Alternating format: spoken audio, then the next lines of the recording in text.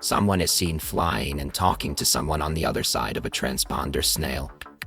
The person on the other end says, "I asked you where you are right now?" The flying person replies, "I already told you, Sakazuki. I am in the air." Sakazuki says, "In the air where?" The person replies, "Oh, I can see Wano up ahead." Sakazuki says, "Don't you dare make things any worse. Got that, Ryokugyu?" The person replies, I know. The scene shifts to the former excavation camp where someone was causing havoc, picking up dead and defeated bodies with plants.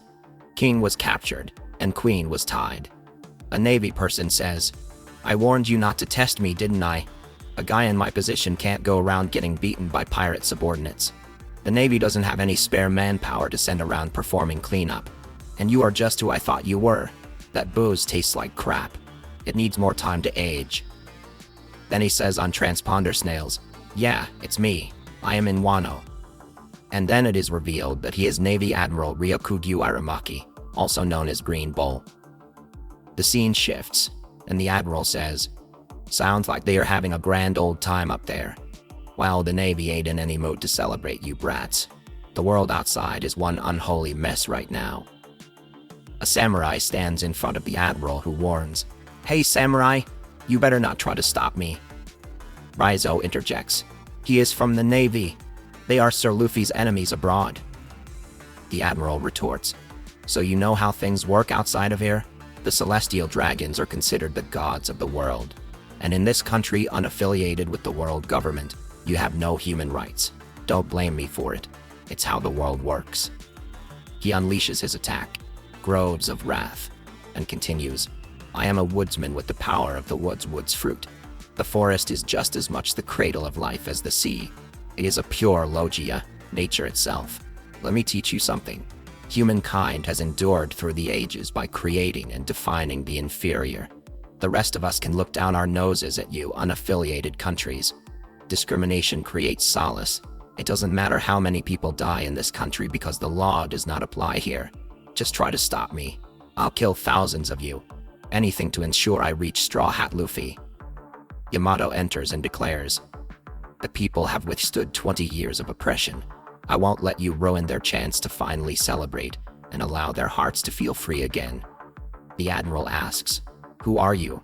To which Yamato replies, "I am Yamato, the son of Kaidou." Yamato jumps in the air and says, "You won't be doing any of that," as he strikes the Admiral directly on the head. The Admiral is hurt and exclaims, "That's some tough Haki." He is also shocked by the revelation, "Son of Kaidou." Suddenly, Momo enters and states, "Well said, Yamato. The heroes have yet to heal from their battle and we won't allow you to harm them." The Admiral is shocked to see Momo, and the samurais and Yamato are also surprised. Momo attacks Green Bull, saying, "As I was saying, leave this place. Be gone from the capital." As he bites him and continues, "Do not make them worry. I swore an oath to them." The Admiral struggles but says, "A pink dragon? That's weird. I haven't heard of anyone with these powers." Enraged, the Admiral grabs Momo, the dragon, and says, "Move it." Momo struggles but pleads, "Yamato, you must not fight." The samurais and Yamato are shocked by Momo. The scene shifts to the sea near Wano, where the red hair pirate's ship is seen. Someone remarks, "There's a weird one mixed into the bunch. Let's go to him, Captain. Luffy's a great pirate now." Shanks says, It's been ages. Haven't been here since we said farewell to Odin. I suppose Momo and Hiyori are all grown up now." Lucky says, "Captain, let's go see Luffy. He's amazing. Look how far he's come." Yasop says, "Wait, let's not disembark. I don't think I'm ready to see Usopp yet." Lime Juice says, "That snotty named kid is still around, right? He's gotta pay for picking a fight with us." Shanks states, "I am not interested in seeing Luffy." Lucky protests, "What? No." Shanks explains, "Remember what's happening in our territory now? Oh, there's that follower of Luffy named Bart, something. He burned our flags down and replaced them with Luffy's. So how would that make me look? What happens to the trust put in me?" Lucky reluctantly agrees. "Well, okay. I guess you have a point." In a fit of rage, the Admiral throws Momo forcefully towards the ground. Raizo uses his technique and throws a huge burst of fireballs towards the Admiral. The Admiral rages and uses his attack called Firebreak Forest, saying, "Do you think I could hold my position as an Admiral of Navy HQ if I were actually susceptible to such an obvious weakness?" While raging, he directly stabs Raizo, causing him to struggle. Green Bull grabs Raizo tightly, and blood spills out. The other samurais also try to attack, but the raging Admiral catches them all, rendering them helpless. The scene shifts to the Flower Capital, where Admiral Green Bull rages and says, "Mere human beings cannot match the might of nature itself. Don't you get it? It was Kaidou's presence that kept me from coming here. Sad as it is to admit, Kaidou's rule was a deterrent that kept enemies away from this land. Now bring me Straw Hat Luffy. Once I have taken his head, I'll be on my way." Yamato says to Momo, "We can rely on Luffy and his friends for help. They are better than him." Momo replies, "That is not an option, and I won't ask for your help either. Don't bother. You have been trapped on Onigashima for all this time, and this is finally your chance to be free.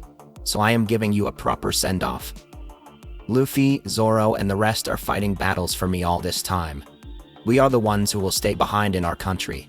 We must be able to drive off any enemy. If we must ask for help from those who are able to leave, then we will never be able to protect Wano." Yamato is shocked, and Momo continues, "Be gone, forest monster. Be gone from here." The Admiral mocks Momo, saying, "Listen to you squalling like a little kid. I didn't know dragons could sound so pathetic." Suddenly, Momo breathes fire and prepares his fire attack, shocking the Admiral. Momo unleashes his attack and throws a powerful fire blast directly towards the Admiral. The Admiral feels the pain as the samurais are shocked and released from his grasp as the Admiral's body burns. The samurais are amazed as Momo throws fire like Kaidou. Momo breathes fire again, preparing another attack. Yamato says, "Incredible. Has he mastered his dragon body now? But still his aim isn't great." Momo unleashes another attack, burning the entire gigantic body of the Admiral. The Admiral regenerates and says, "Goodness, you are trying to burn down an entire town." The Admiral becomes furious and declares, "So you mean business? Fine. But you are a pitiful replacement for Kaidou. I will skewer you from mouth to tail." Suddenly, a great burst of Haki comes from the sea. The Haki strikes the Admiral, causing him immense pain. Struggling, the Admiral says, "Wait, stop. That's Supreme King Haki. Who's doing that? The red-haired pirates? Are you nearby?"